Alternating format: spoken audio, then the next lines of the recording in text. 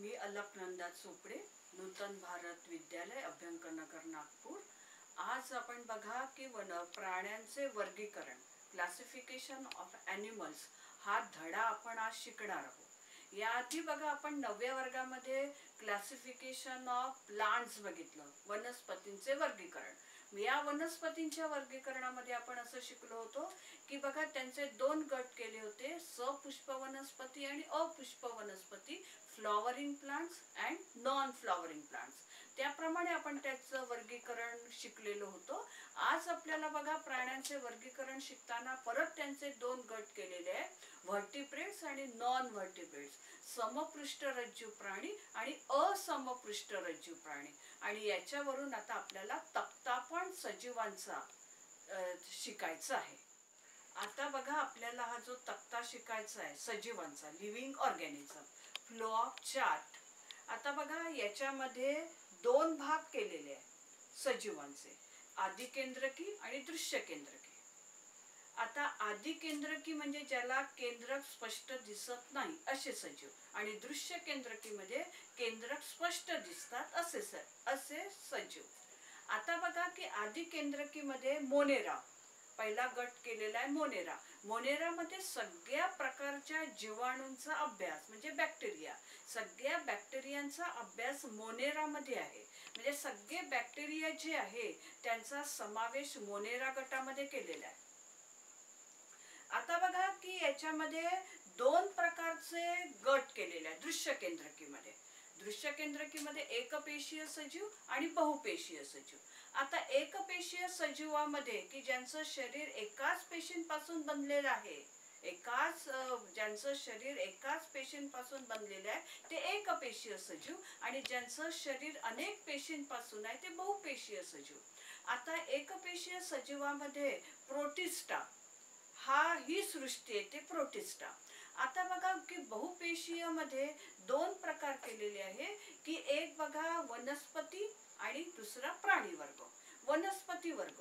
आता वनस्पतींचे पण बघा की त्याच्यामध्ये दोन भाग आहेत वनस्पती आणि प्राण्यांमध्ये, ज्यांना पेशीभित्तिका असते आणि ज्यांना पेशीभित्तिका नसते। मग कोणाला बरं पेशीभित्तिका असते, आपण हे शिकलेलं 8व्या वर्गामध्ये की पेशीभित्तिका असते कोणाला, वनस्पतींना पेशीभित्तिका असते, 3 थरांची पेशीभित्तिका असते, आणि प्राण्यांना पेशीभित्तिका नसते। हा त्याच्यातला मुख्य फरक आहे। मग आता परत यांचे दोन गट केलेले आहे, पेशीभित्तिका असणारे आणि पेशीभित्तिका नसणारे। पेशीभित्तिका असणारे कोण आहे, तर ज्यांना 3 थरांची पेशीभित्तिका आहे त्या वनस्पतींचा गट येतो, आणि ज्यांच्यामध्ये पेशीभित्तिका नाही ते प्राणी आहे। मग आता प्राणी वर्गामध्ये बघा सापाचं चित्र दाखवलेलं आहे, म्हणजे ते सगळ्या प्रकारचे सगळे जेवढे प्राण्यांचा आहे तो गट आला। आणि मग आता वनस्पतीमध्ये, तर वनस्पतीचे पण परत दोन प्रकार आहे, एक स्वयंपोषी वनस्पती आणि परपोषी वनस्पती।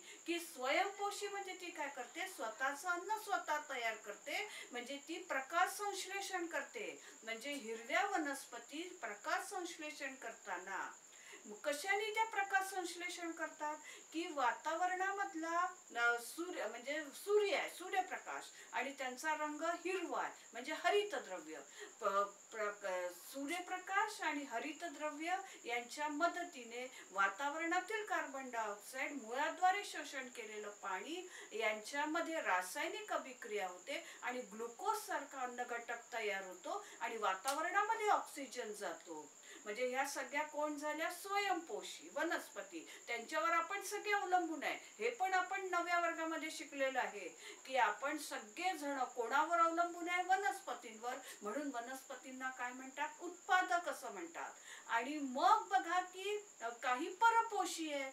आता बघा म्युकर झालं, ही म्युकर वनस्पती झालं। आता पावावर वाढते, बुरशीवर ही वनस्पती वाढते, पावावर वाढते, नंतर बघा दह्यावर ही वनस्पती वाढते, आणि त्यांच्या शरीरातले सगळे घटक तेच घटक ती शोषण करते। म्हणजे परत वनस्पतींचे दोन भाग आहे, स्वयंपोषी आणि परपोषी। आणि प्राणी वर्गामध्ये सगळे जे आता आपण अभ्यास करणार आहोत त्या सगळ्या प्राण्यांचा समावेश कशामध्ये होतो, प्राणी वर्गामध्ये होतो।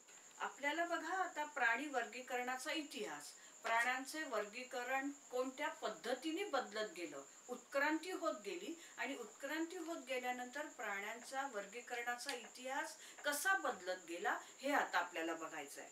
आता बघा, वेगवेगळ्या अभ्यासकांनी वेळोवेळी प्राण्यांचे वर्गीकरण करण्याचा प्रयत्न केला. आता पहिला जो शास्त्रज्ञ होता, ग्रीक तत्ववेत्ता अरिस्टॉटल यांनी सर्वात पहिल्यांदा प्राण्यांचे वर्गीकरण केले. आता हे तुम्हाला रिकाम्या जागेमध्ये विचारतात की बघा की सर्वात पहिल्यांदा प्राण्यांचे वर्गीकरण कोणी केले, तर ग्रीक तत्ववेत्ता अरिस्टॉटल. मग बघा त्यांनी कोणत्या मुद्द्यांचा आधार त्यांनी घेतला, तर बघा पहिलं प्राण्यांच्या शरीराचे आकारमान, त्यांच्या सवयी, नंतर अधिवास यासारख्या, अधिवास म्हणजे त्यांच्या राहण्याची जागा, प्राण्यांच्या वेगवेगळ्या सवयी आणि त्यांचं आकारमान शरीराचं, या मुद्द्यांच्या आधारे त्यांनी वर्गीकरण केलं. आणि विज्ञानातील प्रगतीनुरूप पुढे संदर्भ बदलत गेले आणि त्यानुसार वर्गीकरणाचे मुद्दे सुद्धा बदलले. पहिल्यांदा मुद्दा लिहायचा, प्राणी वर्गीकरणाचा इतिहास जर आपल्याला विचारला तर पहिला मुद्दा लिहायचा की ग्रीक तत्ववेत्ता अरिस्टॉटल यांनी बघा प्राण्यांच्या शरीराचे आकारमान, त्यांच्या सवयी, अधिवास यासारख्या मुद्द्यांच्या आधारे वर्गीकरण केले. मग त्याच्यानंतर बघा या पद्धतीला कृत्रिम पद्धत पण म्हणतात. आणि मग त्याच्यानंतर कोण आलं, थिओफ्रेस्टस, प्लिनी, जॉन रे आणि लिनियस यांनी सुद्धा वर्गीकरणाच्या कृत्रिम पद्धतींचा अवलंब केला.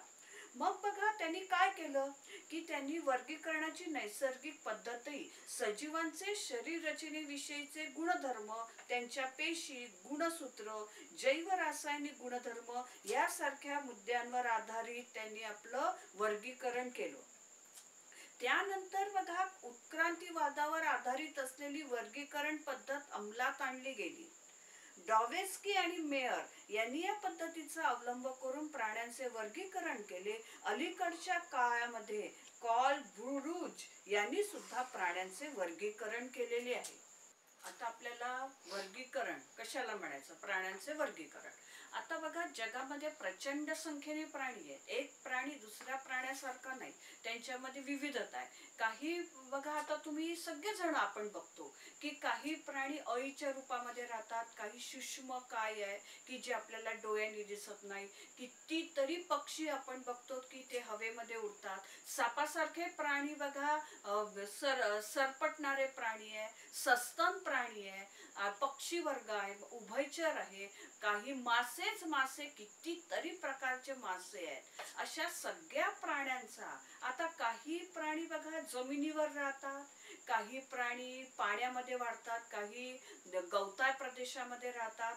उंटासारखे प्राणी उष्णकटिबंधीय राजस्थान सारख्या वाळवंटी प्रदेशामध्ये आढळतात. आणि काही तर एवढे महाकाय आहेत, हत्ती सारखे, आणि काही हिंस्त्र प्राणी आहेत, काही पाळीव प्राणी आहे, काही रानटी आहे. आता असे जे सगळ्या प्राण्यांचा आपल्याला अभ्यास करायचा आहे. आता एक सारखा आपल्याला अभ्यास करता येणार नाहीये, म्हणून काय केलंय की या सगळ्या प्राण्यांचा अभ्यास करण्यासाठी साम्य, सारखेपणा आणि भेद, वेगळेपणा असं लक्षात घेऊन त्यांचे गट पाडलेले आहे. आणि ते गट आणि उपगट असं साचा तयार करून प्राण्यांचं वर्गीकरण केलेलं आहे. मग आता प्राण्यांचं वर्गीकरणाचे कोणकोणते फायदे आहेत, तर पहिला फायदा आहे की प्राण्यांचा अभ्यास करणं सोयीस्कर आहे, कारण त्यांचं साम्य आणि भेद लक्षात घेऊन गट आणि उपगट असं तयार केलेलं आहे. आणि गट आणि उपगट तयार केल्यामुळे प्राण्यांचा अभ्यास करणे सोयीस्कर आहे. मग आता बघा की एखाद्या गटातील मोजक्या प्राण्यांचा अभ्यास केला तरी आपल्याला काय होतं की सगळ्या प्राण्यांची माहिती मिळते. मग आता प्राण्यांचं उत्क्रांती कशी होत गेली. आता जिराफ आहे, आपण पहिल्याच धड्यामध्ये शिकलेलो आहे की त्यावेळेला एवढे जंगल होते की जिराफाला मान वर करायची गरजच नव्हती. मग त्याची मान आखूड होती. मग बघा की त्याला पाला हे करायला ती मान त्याला वर वर करावी लागायची. मग त्याची मान कशी झाली, उंच झाली. मग ह्या ज्या सगळ्या मानवांच्या उत्क्रांतीविषयी वेगवेगळी माहिती तयार झाली. प्राण्यांचं इतर सजीवांशी असलेलं नातं काय आहे, कशा पद्धतीने ते एकमेकांशी राहतात, शिकार कशी करतात, याचं जे नातं आहे त्याचा पण अभ्यास करणं आपल्याला वर्गीकरणाच्या साह्याने आपल्याला ठे झालं. मग नंतर काय आहे की सजीव कुठे राहतो, त्याचा अधिवास कसा आहे. अधिवास म्हणजे सजीवाला राहण्याची जागा. कोणकोणत्या जागेत, आता बघा वानर म्हटलं की तो झाडावर राहतो. सरपटणारे प्राणी सरडा, हा पण झाडावर सरसर सरतो कारण त्याला शेपूट असतं. बेडूक उभयचर प्राणी आहे, तो बघा याच्यामध्ये जमिनीवरही राहतो आणि पाण्यातही राहतो. मग पाण्यात तो कशासाठी जातो, तर तो अंडी टाकण्यासाठी पाण्यामध्ये जातो. आता या सगळ्यांचा अधिवास जसा वेगवेगळा आहे. आता काही प्राणी जंगलामध्ये राहतात. आता जंगलामध्ये पाणवठा राहतो, पाण्याची जागा राहते, तिथे बघा हिंस्त्र श्वापद, सिंह, नंतर वाघ, चित्ता. तर हे जे सगळे हे प्राणी रात्रीच्या वेळेला जेव्हा पाण्याच्या तिथे जातात तर त्यांच्या पावलांच्या ठस्यांवरून सुद्धा हा प्राणी कोणता येऊन गेला हे पण लक्षात येतं. कारण काही प्राण्यांना खूर असतात, काहींना टाच असते, काहींना नखे असतात, त्याच्यावरूनही प्राण्यांचं वर्गीकरण केलं जातं. आणि प्राण्यांचा अधिवास हा निसर्गातील नेमकं स्थान आहे, त्या नेमकं स्थान कोणतं स्थान आहे हे समजण्याला मदत होते. आणि प्राण्यांतील वेगवेगळ्या प्रकारची अनुकूलन, अनुकूलन म्हणजे काय आहे की प्राणी त्या त्या प्रदेशामध्ये राहतो तर त्याचं शरीर बघा समायोजित झालेलं असतं, त्या वातावरणाच्या बदलाशी तो समायोजित झालेला असतो. आता आपण बघा साधं उदाहरण आहे, गाय आणि म्हैस आपण बघतो. तर पाऊस असेल तर म्हैस बघा अगदी आनंदामध्ये गोठ्यामध्ये बसलेली असते, पण गाय आपल्याला कधीच पाण्यामध्ये बसलेली दिसत नाही, तर ती कुठेतरी आडोसा शोधते. म्हणजे प्रत्येक जण आपला बचाव करण्यासाठी, पक्षी म्हणा कोणी पण आपला बचाव करण्यासाठी अनुकूलन हे साधत असतं, कारण सजीवाचं लक्षणच कोणतं आहे, अनुकूलन. आता अशा प्रकारे प्राण्यांचे वर्गीकरण केलेलं आहे. आणि प्राण्यांच्या वर्गीकरणाचे दोन भाग आहे, समपृष्ठरज्जू प्राणी आणि असमपृष्ठरज्जू प्राणी, व्हर्टिब्रेट्स आणि नॉन व्हर्टिब्रेट्स. आता आपल्याला बघायचं आहे की असमपृष्ठरज्जू प्राणी म्हणजे काय. तर पहिलं वैशिष्ट्य की त्यांना शरीराला आधार देण्यासाठी पाठीचा कणा नसतो, श्वसनासाठी कल्ला विदरे नसतात, हृदय हे अधर बाजूच असतं. आणि बघा हृदय हे अधर बाजूला असतं. त्याच्यानंतर समपृष्ठरज्जू प्राण्यांची कोणकोणती वैशिष्ट्य आहे, तर बघा त्यांना कवटी संरक्षित, डोक्याचा भाग सुरक्षित असतो, कवटी असते, कवटीमध्ये मेंदू असतो. त्याच्यानंतर शरीराला आधार देण्यासाठी पाठीचा कणा असतो. आणि ज्या वेळेला मेंदू गाढ झोपेमध्ये असतो त्यावेळेला आपल्या शरीराचा कार्यभाग मेरुरज्जू पाहतो, आणि हा मेरुरज्जू कुठे असतो, पाठीच्या कण्यामध्ये असतो. श्वसनासाठी कल्लाविदरे असतात, फुफ्फुस असतात, आणि हृदय आहे ते पृष्ठबाजूस असतं. आता अशा आणि चेतातंतू जे आहे ते पृष्ठबाजूस असतात, आणि त्यांची बघा सरळ असं लांब तंतू सारखा त्यांचा भाग प्राण्यांच्या अगदी वरच्या बाजूला असतो. आता अशा रीतीने आज आपण बघा की समपृष्ठरज्जू प्राण्यांची वैशिष्ट्ये आणि असमपृष्ठरज्जू प्राण्यांचे वैशिष्ट्ये आपण पाहिलेले आहेत. आता आपण समपृष्ठरज्जू प्राणी आणि असमपृष्ठरज्जू प्राण्यांची वैशिष्ट्ये बघितली, म्हणजे व्हर्टिब्रेट्स आणि नॉन व्हर्टिब्रेट्स. आता बघा आपल्याला त्याचा तक्ता बघायचा आहे, आणि या तक्त्यावरूनच आता आपल्याला पुढचा भाग आपल्याला अभ्यास करायचा आहे. तर बघा प्राणीसृष्टी, प्राणीसृष्टीचे दोन प्रकार आहेत, उपसृष्टी असमपृष्ठरज्जू प्राणी आणि समपृष्ठरज्जू प्राणी, vertebrates animals and non vertebrates animal. आता बघा की हे जे असमपृष्ठरज्जू प्राणी आहे म्हणजे ज्यांना पाठीचा कणा नाही, ज्यांना शरीराला आधार देण्यासाठी पाठीचा कणा नाही, म्हणजे ते कोण झाले, असमपृष्ठरज्जू प्राणी.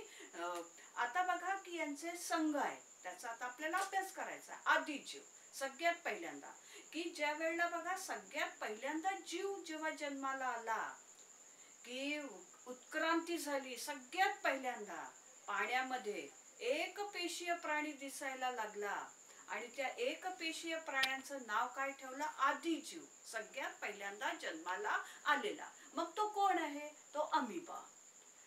अमिबा पॅरामशियम हे झाले आदिजीव. मग त्याच्यानंतर रंध्रीय प्राणी सायकॉन सारखे, त्याच्यानंतर सिलेंटराटा जलव्याल सारखे जे आहे, ज्यांना शुंडके आहे आणि त्या शुंडकाच्या साह्याने ते बघा एका जागेहून दुसऱ्या जागी प्रचलन करतात, लोकोमोशन जातात. कशासाठी जातात ते? तर अन्न भक्षण करण्यासाठी आणि स्वतःचं रक्षण करण्यासाठी. म्हणजे पहिला गट कोणता झाला? आदिजीव, नंतर रंध्रीय, नंतर सिलेंटराटा, नंतर चपटे कृमी म्हणजे जे मनुष्याच्या शरीरामध्ये कृमी असतात, चपटे कृमी, गोल कृमी, नंतर वलई, नंतर संधिपाद प्राणी, नंतर मृदुकाय प्राणी, नंतर कंटकचर्मी प्राणी. म्हणजे बघा परत एकदा सांगते मी तुम्हाला की हे जे पाठीचा कणा नसणारे नॉन व्हर्टिब्रेट्स, तर यांच्यामध्ये बघा की उपसंघ आहे. मग कोणकोणते उपसंघ आहे? पहिला कोणता? आदिजीव, नंतर रंध्रीय प्राणी, नंतर सिलेंटराटा, त्याच्यानंतर बघा चपटे कृमी, गोल कृमी, वलई, संधिपाद, नंतर मृदुकाय प्राणी आणि कंटकचर्मी प्राणी. मग त्याच्यानंतर बघा आपल्याला समपृष्ठकी प्राणी आपण आत्ताच शिकलेलो आहे की शरीराला आधार देण्यासाठी त्यांना भक्कम पाठीचा कणा असतो. पाठीचा कणा असणारे कोणते झाले? समपृष्ठरज्जू प्राणी, व्हर्टिब्रेट्स ॲनिमल्स. आता बघा हे यांचा 3 गट आहे, युरोकार्डाटा, सेफॅलोकार्डाटा आणि व्हर्टिब्रेटा. युरोकार्डाटा, सेफॅलोकार्डाटा आणि व्हर्टिब्रेटा. मग आता आपल्याला व्हर्टिब्रेटाचे उदाहरण बघायचं आहे. मत्स्यवर्ग म्हणजे जेवढे काही मासे पाण्यामध्ये राहतात त्या सगळ्या मास्यांच्या गटाला मत्स्यवर्ग. नंतर उभयचर वर्ग. तर उभयचर वर्ग कशाला म्हणायचं? की जे प्राणी पाण्यातही राहतात आणि जमिनीवरही राहतात, बेडूक, टोळ. तर मग बघा हे पाण्यामध्ये कशासाठी जातात? तर अंडी टाकण्यासाठी जातात. तर अंड्यांचं डिंभापर्यंत रूपांतर होण्यासाठी त्यांना वारंवार पाण्यामध्ये जावं लागतं, म्हणून त्यांना उभयचर म्हणतात. नंतर सरीसृप सरपटणारे प्राणी, साप आहे, सरडा आहे. नंतर हे जे प्राणी आहे की यांना बघा पाय नाही, आधी त्यांना पाय होते, मग उत्क्रांतीमध्ये ते त्यांनी वापरच केला नाही, उत्क्रांतीमध्ये बदल होत गेला, मग त्यांचे पाय नाहीसे झाले. मग हे सरपटणारे प्राणी आहे, सरडा. सरड्याला शेपूट आहे आणि शेपट्याच्या साह्याने तो झाडावर चढतो. नंतर बघा अजगर, हे जे साप हे आहे. नंतर बघा हे कोणते झाले? सरीसृप म्हणजे सरपटणारे प्राणी. त्याच्यानंतर पक्षी वर्ग की हे जे बघा की हवेमध्ये उडतात. आता हवेमध्ये उडताना त्यांच्या शरीराची रचना कशी केलेली राहते की मधोमध त्यांचं शरीर कसं असतं? फुगीर, आणि दोन्ही टोकाला कसं असतं? निमुळत त्यांचं शरीर असतं, म्हणजे हवेच्या वेगाला प्रतिरोध करण्यासाठी. म्हणजे तो कोणता वर्ग झाला? पक्षी वर्ग. त्यांना आपल्यासारखा जबडा नाही, वरचा जबडा खालचा जबडा नाही, जबड्यांचं रूपांतर कशात झालेलं आहे? चोचीमध्ये, म्हणजे पक्षी वर्ग. आणि शेवटचा जो आहे सस्तन वर्ग. सस्तन वर्गाचं कशाचं उदाहरण द्यायचं? की सस्तन वर्ग काय करतो की पिल्लांना जन्म देतो आणि दूध स्त्रवणाऱ्या ग्रंथी त्याच्यामध्ये आहे, त्या पिल्लांना दूध देतात, म्हणून त्यांना काय म्हणतात? सस्तन वर्ग असं म्हणतात. प्राणी वर्गीकरणाच्या आपल्याला नवीन पद्धती बघायची आहे. पंचसृष्टी वर्गीकरण हे आपण 8व्या वर्गातच शिकलेलं आहे. त्याच्यानंतर काही भाग आपण 9व्या वर्गातही पण आपण बघितलेला आहे. तर हे बघा की प्राणी वर्गीकरणाच्या नवीन पद्धतीमध्ये आता बघा की प्रत्येक प्राणी, आता मी तुम्हाला म्हटलं की हे जे आदिजीव आहे त्यांचं शरीर बघा एकाच पेशींपासून बनलेलं, म्हणजे शुष्मकाय. आपण जो तक्ता बघितला त्या तक्त्यामध्ये आपण असं शिकलेलं होतं की काही आदिकेंद्रकी आणि दृश्य केंद्रकी. आदिकेंद्रकी म्हणजे त्यांच्यामध्ये केंद्रक स्पष्टपणे दिसत नाही आणि दृश्य केंद्रकीमध्ये केंद्रक स्पष्ट दिसतं. तर त्याच्यामध्ये आपण प्रोटिस्टा, मोनेरा हे आपण बघितलेलं होतं. तर बघा की ज्या सजीवांमध्ये की त्यांचं शरीर एकाच पेशींचं बनलेलं असतं आणि त्यांच्या सगळ्या जीवनक्रिया ज्या, आता बघा अमिबा आहे, तर अमिबामध्ये बघा छद्मपादाच्या साह्याने तो अन्न भक्षण करतो आणि एका बाजूनी आपलं रक्षण करण्यासाठी एका बाजूने तो दुसऱ्या बाजूला जातो. आणि मग संकोची रिक्तिका असतात, जेवढं पाणी त्याला नसेल तर तो ते संकोची रिक्तिका आकुंचन पावते, पाणी निघून जातो. म्हणजे त्यांच्या सगळ्या ज्या क्रिया आहे त्या क्रिया एकाच पेशीमध्ये असतात आणि या एकाच पेशीमध्ये पेशीद्रव्य जीवद्रव्य असतं त्याला जीवद्रव्य म्हणतात. म्हणजे त्यांच्यामध्ये जीवद्रव्य स्तर असतो. ही एक पद्धत झाली. दुसरी पद्धत अशी आहे की बहुपेशीय प्राण्यांमध्ये जर अनेक पेशी असेल, आता प्रत्येकाचं शरीर पेशींपासून तयार झालेलं आहे, पूर्ण सजीवांचं शरीर पेशींपासून तयार झालेलं आहे. आता अनेक पेशी असेल तर पेशींच्या गटाला काय म्हणतात, ऊती असं म्हणतात. इंग्रजीत त्याला टिश्यू म्हणतात. तर ऊती तयार झालेल्या नसतील, बहुपेशीय सजीव आहे आणि त्यांच्यामध्ये अनेक पेशी आहे पण ऊती तयार झालेल्या नसेल, तर अशा प्राण्यांचं शरीर हे पेशी स्तर असतं. तर उदाहरण कोणत्या गटामध्ये आहे ते रंध्रीय, सायकॉन सारखे. रंध्रीय जे सायकॉन आहे, एकपेशी आहे, पाण्यामध्ये राहणारा हा प्राणी आहे. तर ह्या रंध्रीय प्राण्यांचं म्हणजे त्यांच्यामध्ये पेशी आहे आणि त्या पेशी असून त्यांच्यामध्ये ऊती तयार झालेल्या नाही, म्हणजे पेशी स्तर संघटन आहे. त्याच्यानंतर बघा की काही प्राण्यांच्या शरीरामध्ये पेशी एकत्र येऊन ऊती तयार होतात. अनेक पेशींचा समूह तयार झाला तर त्याला काय म्हणतात, ऊती म्हणतात. आणि आता अशा अनेक ऊती तयार झाल्या तर त्याला पेशी ऊती स्तर असं म्हणतात. आता याचा संघ कोणता आहे, निडारिया. आता बघा की याच्यामध्ये आपण पहिला जीवस्तर बघितला, त्याच्यानंतर पेशी स्तर बघितला, पेशी ऊती स्तर बघितला. आता बघा अशा अनेक पेशींचा, आताच मी तुम्हाला सांगितलं की सगळ्या सजीवांचं शरीर पेशींपासून तयार झाला, पेशींचा असा गट असतो त्याला ऊती म्हणतात. अशा अनेक ऊती तयार होऊन अवयव तयार होतात आणि अवयव तयार झाले, असे अनेक अवयव तयार होऊन इंद्रिय अवयव तयार झाले, इंद्रिय संस्था, अवयव संस्था तयार होते. आणि ही जे अवयव संस्था झाले, असे अनेक अवयव संस्था जोडल्या जाऊन त्याच्यापासून मनुष्याचं म्हणजे प्राण्यांचं शरीर तयार होतो. आणि शरीर तयार झालं की तो कोण झाला, सजीव झाला. सजीव कुठे राहतो, तर समाजामध्ये राहतो. आणि समाज झाला, असे अनेक समाज एकत्र आले तर त्याचं गाव बनतं. आणि असे अनेक गाव तयार झाले की त्याचं शहर बनतं. आणि मनुष्य तयार झाला की तो समाजामध्ये राहतो आणि असे समाजाचे भाग मिळून गाव तयार होतो. असे अनेक गाव मिळून शहर आणि अनेक मोठे शहर, महानगर तयार होतात. आणि अशा रीतीने आपला म्हणजे सजीवाचा जो क्रम आहे, पहिला क्रम कोणता झाला, पेशी, त्याला जीवस्तर म्हणतात. मग त्याच्यानंतर बघा ऊती स्तर, नंतर अवयव तयार होतो, अवयव तयार झाल्यानंतर अवयव संस्था तयार होते आणि अवयव संस्था तयार झालं की असे जोडून पूर्ण शरीर तयार होतं. आणि हे शरीर कोणाचं तयार होतं, सजीवाचं तयार होतं. आता बघा प्राण्यांचे वर्गीकरण करताना शारीरिक सममिती, बॉडी सिमेट्री, हा पण एक नवीन प्रकार आहे. आता बघा की आपण अमिबा बघितलं, अमिबाचं चित्र पाहिलं, आताच आपण आकृती बघितली अमिबाची. आता काल्पनिक जर आपण तिथून मधून जर रेष आपण काढली तर त्याच्या शरीराचे दोन भाग सारखे होत नाही. म्हणजे ते कोण झाले, असममित. हे कोणते प्रकार झाले, असममित. आणि याच्यावरून बघा की शारीरिक सममितीमध्ये शरीराचे दोन भाग सारखे आहे किंवा शरीराचे दोन भाग सारखे नाही, याच्यावरून शारीरिक सममिती म्हणजे बॉडी सिमेट्री ही ठरवली जाते. तर याचे बघा तीन प्रकार आहे. पहिला प्रकार आहे असममित शरीर, सममित. सममित म्हणजे शरीराचे दोन भाग सारखे आणि असममित म्हणजे शरीराचे दोन भाग सारखे नाहीत. म्हणजे अशा प्रकारच्या शरीराबाबत असा कोणताही अक्ष नसतो की ज्यातून छेद घेतल्यास शरीर दोन समान भागात विभागले जाऊ शकते. म्हणजे अमिबा, पॅरामेशियम आणि काही प्रकारचे स्पंज म्हणजे त्यांच्या शरीराचे दोन भाग सारखे होत नाही, म्हणून त्याला काय म्हणतात, असममित शरीर. आणि सममित म्हणजे शारीरिक सममिती म्हणजे मानवी शरीराचे आणि अमिबाचे चित्र घ्या तर चित्रातील शरीराच्या विशिष्ट अक्षातून काल्पनिक छेद घेण्याचा प्रयत्न करा, जेणेकरून तुम्हाला दोन समान भाग मिळतील. आता प्राण्यांच्या शरीराच्या विशिष्ट अक्षातून काल्पनिक छेद घेतला असता शरीराचे दोन समान भाग होतात.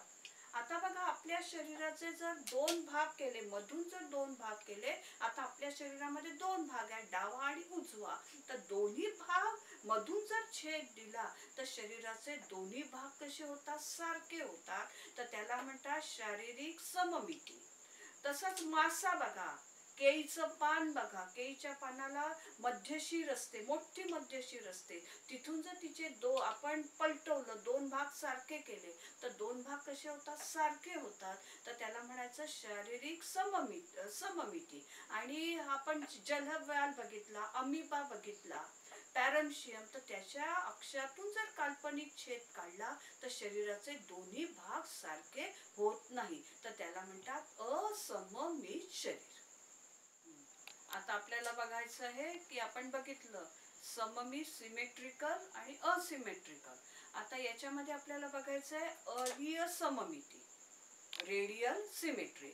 आता आपण तारामासा बघितला आणि तारामासाला किती बाजू आहेत, 5 त्याला हे आहे. तर त्याच्यामधून जर आपण छेद काढला तर दोन्ही जर हे काढला, मध्य प्रतलातून जर आपण असा छेद काढला तर या प्राण्याच्या शरीराबद्दल मध्य अक्षातून जाणाऱ्या 5 वेगवेगळी प्रतल आहेत. त्याच्यामुळे 5 वेगवेगळ्या पद्धतीने छेद घेतल्यास त्याचे दोन भाग कसे होतात, सारखे. आता एक बघा, आपण वर्तुळ बघतो, सर्कल बघतो आणि सर्कलामध्ये आपण मध्यबिंदू ठेवतो, पॉवर ऑफ सेंटर. तर तिथून सेंटर मधून जर आपण रेष काढली तर कुठूनही रेष काढा तर त्याचे दोन भाग कसे होतात, सारखे. कुठूनही रेष काढा म्हणजे वर्तुळाच्या मधून, सर्कल मधून, मध्य अक्षातून जर आपण कुठूनही रेष काढली तर त्याचे दोन भाग कसे होतात, सारखे होतात. त्याला म्हणायचं अरीय सममिती. म्हणजे या प्रकारात शरीराच्या बरोबर मध्य अक्षातून जाणाऱ्या कोणत्याही प्रतलातून जर छेद घेतला, रेष काढली आपण, तर त्याचे दोन भाग कसे होतात, सारखे. तारामासा जर आपण बघितला तर तारामासाला 5 बाजू असतात. त्याच्यामधून जर आपण रेष काढली तर त्याचे दोन भाग कसे होतात, सारखे होतात. आणि शेवटची जी सममिती आहे द्विपार्श्व सममिती. द्वि म्हणजे दोन, पार्श्व म्हणजे बाजू आणि समिती म्हणजे सममिती म्हणजे बाजू सारख्या. शरीराच्या दोन बाजू सारख्या. आता आपलं बघा, आपल्याला शरीराचे दोन भाग आहेत, एक डावा भाग आणि उजवा भाग. आणि मधून जर रेष काढली तर आपले दोन्ही भाग कसे आहेत, सारखे. मासा बघा, मासाच्या शरीराच्या मधून जर आपण काप घेतला तर त्याच्या शरीराचे दोन भाग कसे होतात, सारखे. पिंपळाचं पान बघा, नंतर वडाचं पान बघा, त्याच्यानंतर बघा केळीचं पान. तर त्याच्या केळीच्या पानाला रुंद अशी, जाडी अशी मध्यशीर असते. मध्यशिरेपासून जर त्याचे हे आपण बाजू सारख्या केल्या तर दोन्ही बाजू कशा असतात, सारख्या. शरीराच्या दोन्ही बाजू जेव्हा सारख्या असतात, डावी आणि उजवी दोन्ही बाजू सारख्या, त्याला म्हणतात द्विपार्श्व सममिती. द्वि म्हणजे दोन, पार्श्व म्हणजे बाजू, सममिती म्हणजे सारख्या असणं. धन्यवाद.